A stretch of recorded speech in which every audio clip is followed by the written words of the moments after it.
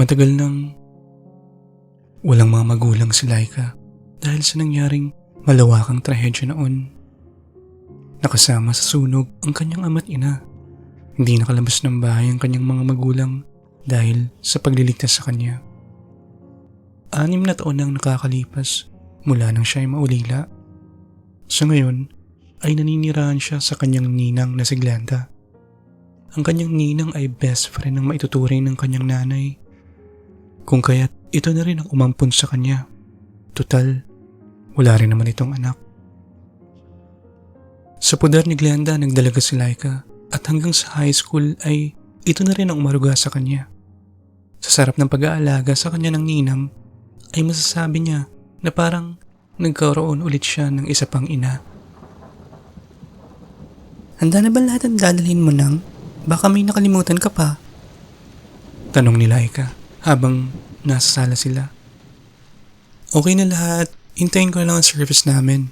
Wika ni Glenda nang nakangiti habang nakaharap sa salamin. Sure ka nang? Sasama ka sa trip nyo?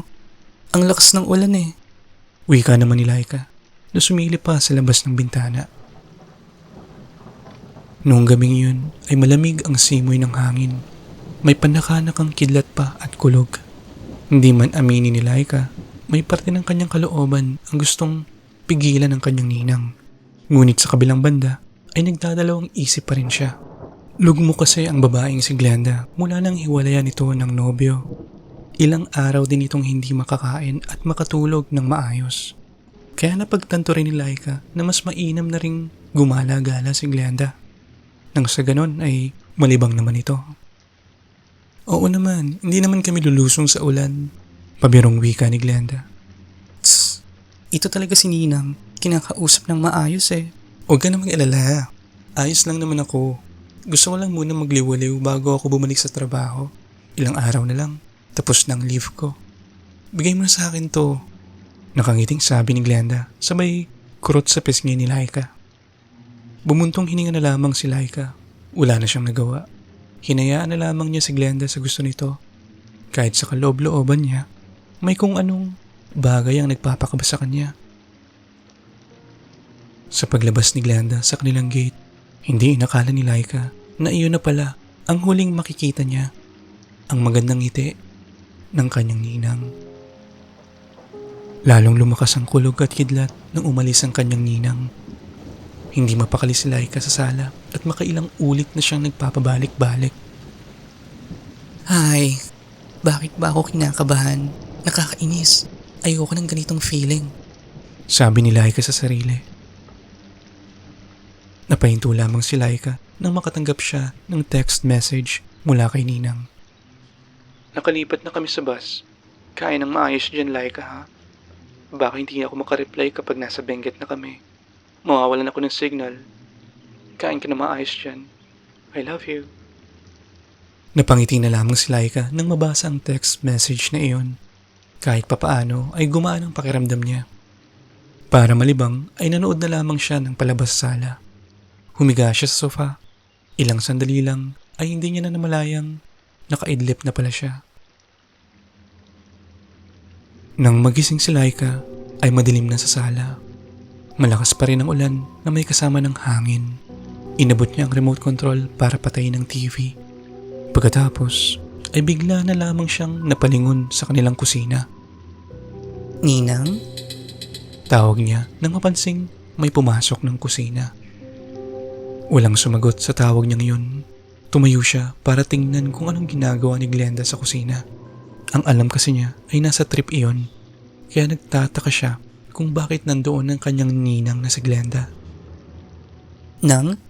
Hindi ka ba tumuloy? Tanong ni Laika sa nakatalikod na si Glenda. Nakaharap lang iyon sa harapan ng ref. Hindi tumutugon si Glenda sa kanya, kaya naisipan niyang magsalita ulit. Nang? Okay ka lang ba? Bakit hindi ka tumuloy? May naging problema ba? Tanong niya ulit. Ngunit sa mga puntong iyon ay hindi pa rin nagsasalita si Glenda. Maya-maya lamang ay bigla na lang tumunog ang kanyang cellphone. Dinukot niya agad ang cellphone at sinagot ang tawag. Laika, Tarlac na kami. Baka mamaya hindi na ako makapag-text o tawag. Ibig sabihin nun, nasa liblib na kami. Pero makakatawag naman ako kapag nasa Baguio na kami. Sige na, bye-bye. Wika ng kanyang ninang sa kabilang linya. Ninang, sino itong andito? Akala ko ikaw. Tanong ni Laika. Nagsimula ng magsitayuan ng kanyang mga balahibo. Ha? Andito ako sa bus. Sabog ka ba? Sige na, bye-bye na. Nang maputol na ang tawag, muling binalikan ni Laika ng tingin ang babaeng nakatayo pa rin doon. Sino ka ba? Utal niyang tanong. Ilang sandali lamang ay dahan-dahan ang humarap ang kausap niya. Kamukhang kamukha ito ng kanyang ninang Glenda. Ang pagkakaiba nga lang, lumuluha ng dugo ang Glenda na nasa harapan niya. Nagpakita pa iyon ng makahulog ang ngiti. Dahilan para mas lalong kabahan si Laika. Nabitawan ni Laika ang cellphone sa sobrang niyang pagkagulat. Dali-dali na siyang tumakbo palabas ng bahay. Hindi na niya inintindi ang malakas na ulan. Ang mahalaga na lamang sa kanya ay makapunta sa kabilang bahay para makausap ang kanyang best friend. Walang iba kundi ang lalaking si Carlo. Seryoso? Nasa Tarlac na ang ninang mo? Tapos nakita mo siya sa kusina niyo? Angas! Teleportation ah. Alam mo ba, pangarap ko yung ganyang ability noon. Pagbibiro ni Carlo nang magkausap na sila ni Laika. Nakakainis ka naman eh. Alam mong takot na takot ako tapos hindi mo man lang siniseryoso ang sinasabi ko. Inis na wika ni Laika. Sorry na, pinapatawa lang kita. So naiwan mo nga yung phone mo doon? Gusto mo samahan kita sa bahay niyo para kunin yun? Tapos dito ka na lang muna mamaya, magpaalam ka na lang kay mama. Wika ni Carlo. Samahan mo muna ako. Baka tumatawag na si Ninang doon. Sabi ni Laika.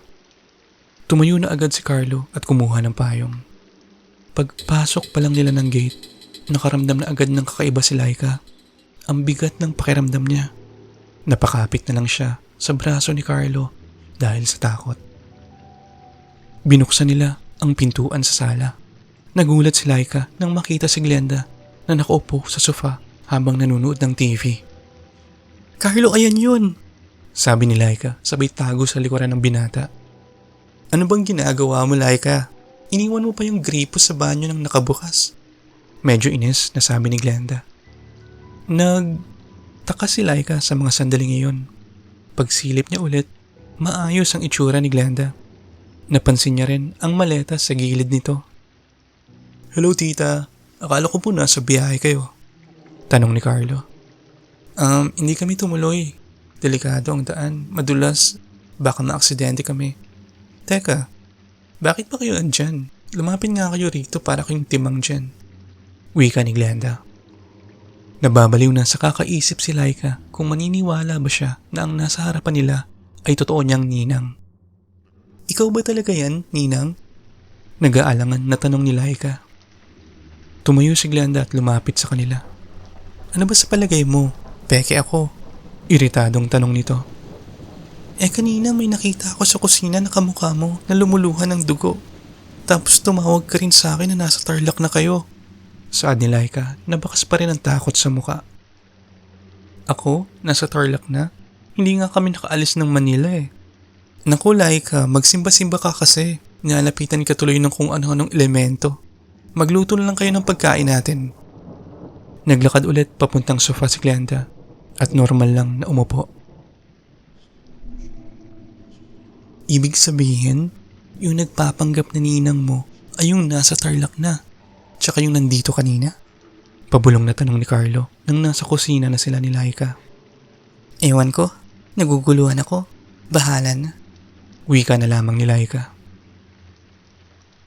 Habang nagluluto ang dalawa sa kusina, ay hindi mapakali ang mata ni Laika. Paulit-ulit niyang sinisipat ng tingin ng kanyang ninang. Wala naman siyang napapansin na kakaiba. Kaya kalaunan ay sinawalang bahala na lamang niya ang naiisip. Matapos ang sopas na inihanda nila para sa malamig na gabing iyon, nagsalo-salo na rin sila sa iisang lamesa. Habang kumakain ay makailang ulit pang ngumiti ang kanyang ninang. Sandali lang may tatagpuin lang ako sa kanto. Yung friend ko kasi nakalimutan isauli yung charger ko kanina.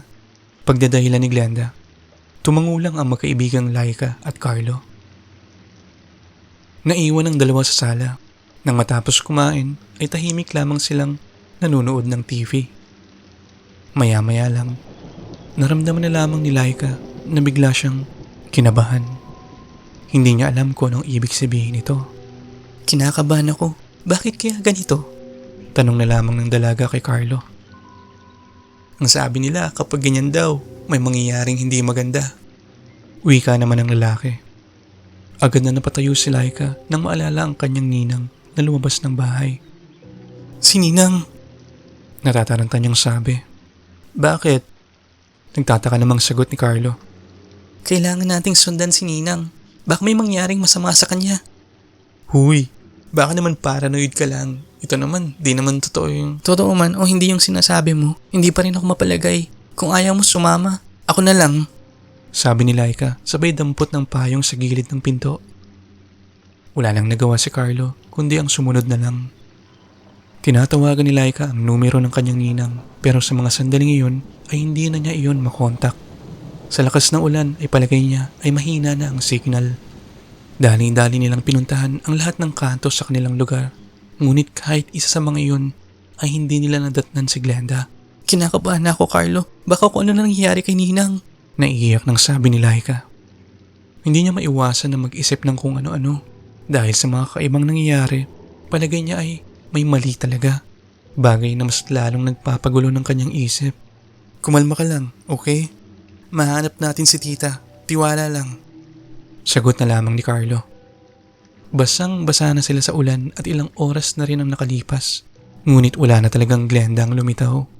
Hindi na rin mabilang ni Laika kung ilang beses na ba niyang tinawagan si Glenda. Ngunit ni isa sa mga iyon ay wala siyang napala. Nagdesisyon na lamang ang dalawa na bumalik ng bahay. Umupo sila sa sopa. Napapatakip na lamang sa mukha si Laika dahil sa sobrang pag-aalala. Mahanap din natin si tita. Kung gusto mo, papatulong na ako sa mga kakilala ko. Wait lang, tatawagan ko lang sila. Wika naman ni Carlo na sandaling lumayo. Mula sa sofa ay nakatanaw lamang si Laika sa labas ng gate. Mga ilang sandali lamang ay nanlaki ang kanyang mga mata. Napatayo siya nang makita ang kanyang ninang Glenda na nakatayo doon. Nakahinto lang ito at nakangiting nakatanaw sa kanya. Lalapit na sana siya doon, ngunit biglang tumunog ang kanyang cellphone. Nang sagutin niyang tawag ay boses ng babae ang kanyang narinig. Si Laika ba ito? Inaanak ni Glenda? Tanong ng isang pamilyar na boses. Katrabaho ko ng ninang mo. Nandito kami sa ospital. Na-aksidente ang sinasakyan naming bus. Isa si Glenda sa mga nahulog sa bangin. Laika, wala na ang ninang mo. Pagkarinig ni Laika ng mga katagang iyon, ay agad na nagsitayuan ang kanyang mga balahibo. Napansin naman ni Carlo ang kanyang reaksyon, kaya lumapit na ito sa kanya. Okay ka lang? Napalingon na lang din si Carlo sa gate kung saan naroon ang isang Glenda. Sa mga sandaling iyon, tila ba kakaiba na ang ngiti ng babaeng inaakala niya na kanyang ninang. Carlo? Sambit niya sa binata habang nanginginig ang kamay. Bakit? Anong problema? Nag-aalalang tanong ni Carlo. Si Ninang. Ano? Bakit? Anong nangyari? Hindi yan si Ninang, Carlo. Kasi si Ninang ay patay na. Maging ang binata ay nanayo ang mga balahibo noong mga sandaling iyon dahil ang kanilang nakausap at nakasabay sa pagkainan ay ang nagpapanggap lang pala na Glenda. Bagay na nag-iwan sa kanila ng tanong, sino ang babaeng iyon at anong klaseng nilalang siya?